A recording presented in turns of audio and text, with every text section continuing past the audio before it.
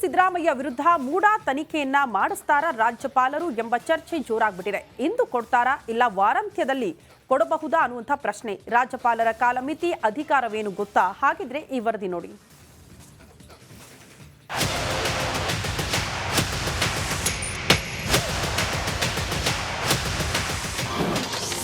ಸಿದ್ದರಾಮಯ್ಯಗೆ ಹೆಚ್ಚಾಯಿತು ರಾಜ್ಯಪಾಲರ ಭಯ. ಹಿಂದೆ ಸಿಎಂ ವಿರುದ್ಧ ತನಿಖೆಗೆ ತಾವರ್ ಅನುಮತಿ.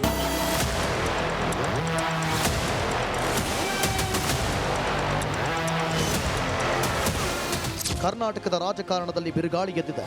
ರಾಜ್ಯಪಾಲ ತಾವರ್ ಚಂದ್ ಗೆಹ್ಲೋಟ್ ಹೊತ್ತಿಸಿರೋ ಈ ಕಿಡಿ ರಾಜ್ಯ ರಾಜಕಾರಣದಲ್ಲಿ ಅಲ್ಲೋಲ ಕಲ್ಲೋಲ ಸೃಷ್ಟಿಸಿದೆ.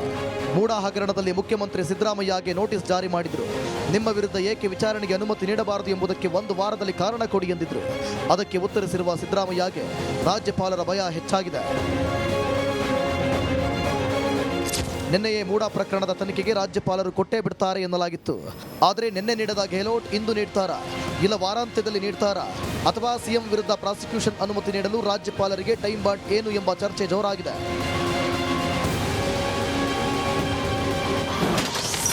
ಟಿಜೆ ಅಬ್ರಹಾಂ ಕೇಳಿರುವುದು ಸೆಕ್ಷನ್ ಯಾವ್ಯಾವು?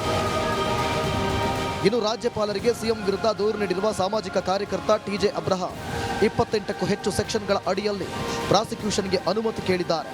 ಅವುಗಳಲ್ಲಿ ಭ್ರಷ್ಟಾಚಾರ ನಿಯಂತ್ರಣ ಕಾಯ್ದೆ 1988ರ 7, 9, 11, 12 ಹಾಗೂ 15 ಅಡಿಯಲ್ಲಿ ಸಿದ್ದರಾಮಯ್ಯ ವಿರುದ್ಧ ಕೇಳಿ ಬಂದಿರುವ ಆರೋಪವನ್ನು ತನಿಖೆ ಮಾಡಿ ಎಂದಿದ್ದಾರೆ. ಟಿಜೆ ಅಬ್ರಹಾಂ ಕೇಳಿರುವ 28 ಸೆಕ್ಷನ್ಗಳ ಪೈಕಿ ರಾಜ್ಯಪಾಲರಿಗೆ 4 ಸೆಕ್ಷನ್ ಅಡಿಯಲ್ಲಿ ಪ್ರಾಸಿಕ್ಯೂಷನ್ಗೆ ಅನುಮತಿ ನೀಡಲು ಅಧಿಕಾರ ಇದೆ. ರಾಜ್ಯಪಾಲರ ಅಧಿಕಾರ ಎಲ್ಲಿ? ಭ್ರಷ್ಟಾಚಾರ ನಿಯಂತ್ರಣ ಕಾಯ್ದೆ ಐಪಿಸಿ ಸೆಕ್ಷನ್ 19ರ ಪ್ರಕಾರ, ಭಾರತೀಯ ನ್ಯಾಯ ಸಂಹಿತೆಗೆ ಸಂಬಂಧ 345ರ ಪ್ರಕಾರ, ಭಾರತೀಯ ನಾಗರಿಕ ಸುರಕ್ಷಾ ಅಧಿನಿಯಮ 22ರ ಪ್ರಕಾರ, ಸಂವಿಧಾನದ ಆರ್ಟಿಕಲ್ 164 ಕಲಂ 2ರ ಅಡಿ ಪ್ರಾಸಿಕ್ಯೂಷನ್ ಚಾನ್ಸ್ ಇದೆ. ರಾಜ್ಯಪಾಲರ ಅನುಮತಿಗಿದ್ಯಾ ಕಾಲಮಿತಿ? ರಾಜ್ಯಪಾಲರು ಪ್ರಾಸಿಕ್ಯೂಷನ್ಗೆ ನೀಡಲು ಯಾವುದೇ ನಿಗದಿತ ಅವಧಿ ಗೊತ್ತುಪಡಿಸಿಲ್ಲ. ಭ್ರಷ್ಟಾಚಾರದ ಪ್ರಕರಣ ಕನಿಷ್ಠ 2 ರಿಂದ 6 ತಿಂಗಳೊಳಗೆ ನಿರ್ಣಯವಾಗಬೇಕು. ಅದಲ್ಲದೆ ಸಚಿವ ಸಂಪುಟ ನಿರ್ಣಯದಂತೆ ನಿರ್ಧಾರ ತೆಗೆದುಕೊಳ್ಳಬೇಕಾಗುತ್ತದೆ. ಹೀಗಾಗಿ ರಾಜ್ಯಪಾಲ ತಾವರ್ ಚಂದ್ ಗೆಹ್ಲೋಟ್ ಹಿಂದೆ ಪ್ರಾಸಿಕ್ಯೂಷನ್ಗೆ ಕೊಡ್ತಾರಾ ಇಲ್ಲ ವಾರಾಂತ್ಯದಲ್ಲಿ ಕೊಡ್ತಾರಾ ಎಂಬುದೇ ಕದನ ಕುತೂಹಲವಾಗಿದೆ. Bureau report, Republic Kannada.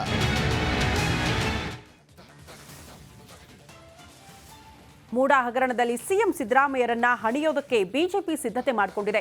ರಾಜ್ಯಪಾಲರು ಪ್ರಾಸಿಕ್ಯೂಷನ್ಗೆ ಕೊಡುವುದು ಫಿಕ್ಸ್ ಎನ್ನಲಾಗಿದೆ. ಹೀಗಾಗಿ ಕಾಂಗ್ರೆಸ್ ಹೈಕಮಾಂಡ್ ಹೋರಾಟ ಮಾಡೋದಕ್ಕೆ ಸೂಚನೆ ನೀಡಿದೆಯಂತೆ. ಈ ಕುರಿತ ಒಂದು ವರದಿ ಇಲ್ಲಿದೆ ನೋಡಿ.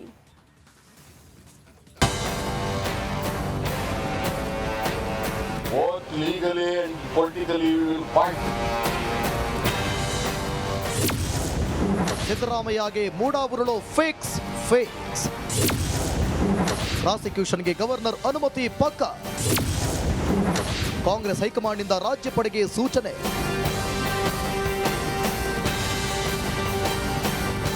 ಮೂಡಾ ಹಗರಣ ಸಿಎಂ ಸಿದ್ದರಾಮಯ್ಯಗೆ ಮತ್ತಷ್ಟು ಉರುಳಾಗುತ್ತಿದೆ. ದೆಹಲಿ ಪ್ರವಾಸದಲ್ಲಿದ್ದ ರಾಜ್ಯಪಾಲ ತಾವರ್ ಚಂದ್ ಗೆಹ್ಲೋಟ್ ನಿನ್ನೆ ವಾಪಸ್ ಆಗಿದ್ದು, ಸಿದ್ದರಾಮಯ್ಯ ವಿರುದ್ಧ ಕೇಳಿ ಮೂಡಾ ಪ್ರಕರಣದ ವಿವರಣೆ ಕೇಳಿ ಜುಲೈ 29ರಂದು ಶೋಕಾಸ್ ನೋಟಿಸ್ ನೀಡಿದ ಗವರ್ನರ್ ಸರ್ಕಾರದ ಮುಖ್ಯ ಕಾರ್ಯದರ್ಶಿ ಹಾಗೂ ಸ್ವತಃ ಸಿಎಂ ಸಿದ್ದರಾಮಯ್ಯ ನೀಡಿರುವ ವಿವರಣೆ ಆಧಾರದ ಮೇಲೆ ಹಿಂದೆ ಪ್ರಾಸಿಕ್ಯೂಷನ್ಗೆ ಅನುಮತಿ ನೀಡ್ತಾರೆ ಎಂಬ ಅನುಮಾನ ಶುರುವಾಗಿದೆ. ಸಿದ್ದರಾಮಯ್ಯ ವಿರುದ್ಧ ಕಾನೂನು ಕ್ರಮ ಜರುಗಿಸಲು ರಾಜ್ಯಪಾಲರು ಅನುಮತಿ ನೀಡಿದ್ರೆ ಸಿಎಂ ಕಾನೂನು ಹೋರಾಟ ಮಾಡೋದು ಫಿಕ್ಸ್. ಹೀಗಾಗಿ ಸಿಎಂ ಸಿದ್ದರಾಮಯ್ಯಗೆ ರಾಜ್ಯಪಾಲರು ಪ್ರಾಸಿಕ್ಯೂಷನ್ಗೆ ಅನುಮತಿ ಕೊಟ್ರೆ ಮುಂದೇನು ಎಂಬ ಪ್ರಶ್ನೆ. ಯಾವ ಹೆಜ್ಜೆ ಇಡಬೇಕು ಎಂದು ಕಾಂಗ್ರೆಸ್ ಹೈಕಮಾಂಡ್ ಸೂಚನೆ ನೀಡಿದ್ಯಂತೆ. ಕೈ ಕಾನೂನು ಹೋರಾಟ. ನಾವು ವಿಡ್ರಾ ಮಾಡಬೇಕು ಫೋಕಸ್ ನೋಟಿಸ್ನ ಅಂತ ಹೇಳಿದ್ದೀವಿ. ನಂಬರ್ 1. ನಂಬರ್ 2, ಅಬ್ರಾಮ್ ಅವನು ಕೊಟ್ಟಿರ್ತಕ್ಕಂಥ ಕಂಪ್ಲೇಂಟ್ನ ಅಪ್ಲಿಕೇಶನ್ನ ರಿಜೆಕ್ಟ್ ಮಾಡಬೇಕು ಅಂತ ಬರೆದಿದ್ದೀವಿ. ನೋಡು ಗವರ್ನರ್ ಯಾವ ತೀರ್ಮಾನ ತಗೊಳ್ತಾರೆ ಅಂತ ನೋಡೋಣ. ಇನ್ನೂ ತಗೊಂಡಿಲ್ವಲ್ಲ ತೀರ್ಮಾನ. ಲೀಗಲ್ ಆಗಿ ಫೈಟ್ ಮಾಡೋಕ್ಕೆ ತಯಾರಾಗಿದ್ದೀವಿ. ಎಲ್ಲಕ್ಕೂ ಸಿದ್ಧ ಅಂತಂದರೆ ಏನಾಗುತ್ತೆ? ವಾಟ್ ಯು ಮೀನ್ ಬೈ ಎಲ್ಲಕ್ಕೂ ಸಿದ್ಧ? Both legally and politically we will fight.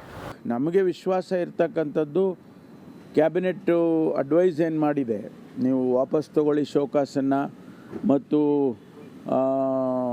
ಆ ಪ್ರಾಸಿಕ್ಯೂಷನ್ಗೆ ಏನು ಕೇಳಿದ್ದಾರೆ ಅಬ್ರಾಮ್ ಅದನ್ನು ರಿಜೆಕ್ಟ್ ಮಾಡಿ ಅಂತೇಳಿ ನಾವು ಆ್ಯಸ್ ಎ ಕ್ಯಾಬಿನೆಟ್ ಅಡ್ವೈಸ್ ಮಾಡಿದ್ದೀವಿ ಗವರ್ನರ್ಗೆ. ನನಗೆ ವಿಶ್ವಾಸ ಇರ್ತಕ್ಕ ಸರಿ ಇಲ್ಲ ಅಂತ ಅಡ್ವೈಸ್ ಮಾಡುವಾಗ ಅದನ್ನು ಮೀರಿ ಅವ್ರು ಮಾಡ್ತಾರೆ ಅಂತ ಹೇಳಿ ನನಗೆ ಅನಿಸೋಲ್ಲ.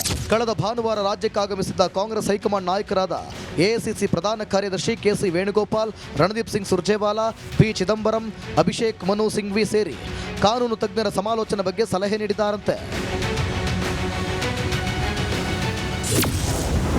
ಹೈಕಮಾಂಡ್ ಸೂಚನೆ ಏನು? ರಾಜ್ಯಪಾಲರು ಪ್ರಾಸಿಕ್ಯೂಷನ್ಗೆ ಕೊಡೋದು ಫಿಕ್ಸ್. ನಾವೆಲ್ಲರೂ ಮಾನಸಿಕವಾಗಿ ಈಗಲೇ ಸಿದ್ಧರಾಗೋಣ. ಪ್ರಾಸಿಕ್ಯೂಷನ್ಗೆ ಕೊಟ್ಟಲ್ಲಿ ಕಾನೂನು ಹೋರಾಟ ಮಾಡೋಣ. ಇದಕ್ಕಾಗಿ ಸಮರ್ಥ ವಕೀಲರನ್ನ ನೇಮಿಸೋಣ. ಸಿಎಂ ತಪ್ಪು ಮಾಡಿರೋದೆಲ್ಲಿ ಎಂದು ಪ್ರಶ್ನಿಸೋಣ. ರಾಜ್ಯಪಾಲ ವರ್ಸಸ್ ಸರ್ಕಾರ ಎನ್ನುವಂತೆ ನೋಡಿಕೊಳ್ಳೋಣ. ಹೈಕೋರ್ಟ್ನಲ್ಲಿ ಆಗದಿದ್ರೆ ಸುಪ್ರೀಂ ಕೋರ್ಟ್ಗೆ ಹೋಗೋಣ. ರಾಜ್ಯಪಾಲರನ್ನ ವಾಪಸ್ ಕರೆಸಲು ರಾಷ್ಟ್ರಪತಿಗೆ ಮನವಿ ಮಾಡೋಣ. ತಮಿಳುನಾಡು, ಪಶ್ಚಿಮ ಬಂಗಾಳ, ಕೇರಳ, ದೆಹಲಿಯಂತೆ ಹೋರಾಟ ಮಾಡೋಣ.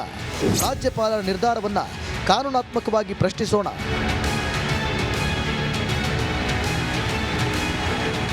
ಹೀಗೆ 10 ಹಲವು ಅಂಶಗಳನ್ನಿಟ್ಟುಕೊಂಡು ಸಿಎಂ ಸಿದ್ದರಾಮಯ್ಯ ರಕ್ಷಣೆ ಮಾಡಲು ಹೈಕಮಾಂಡ್ ನಾಯಕರು ಸಲಹೆ ನೀಡಿದ್ದಾರಂತೆ.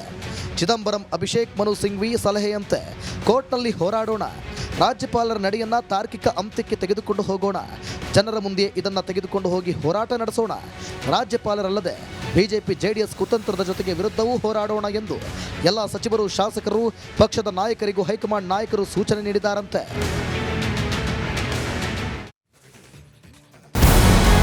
ನಮಸ್ಕಾರ, ಕರ್ನಾಟಕ ಪ್ರೈಮ್ ಟೈಮ್ಗೆ ಸ್ವಾಗತ.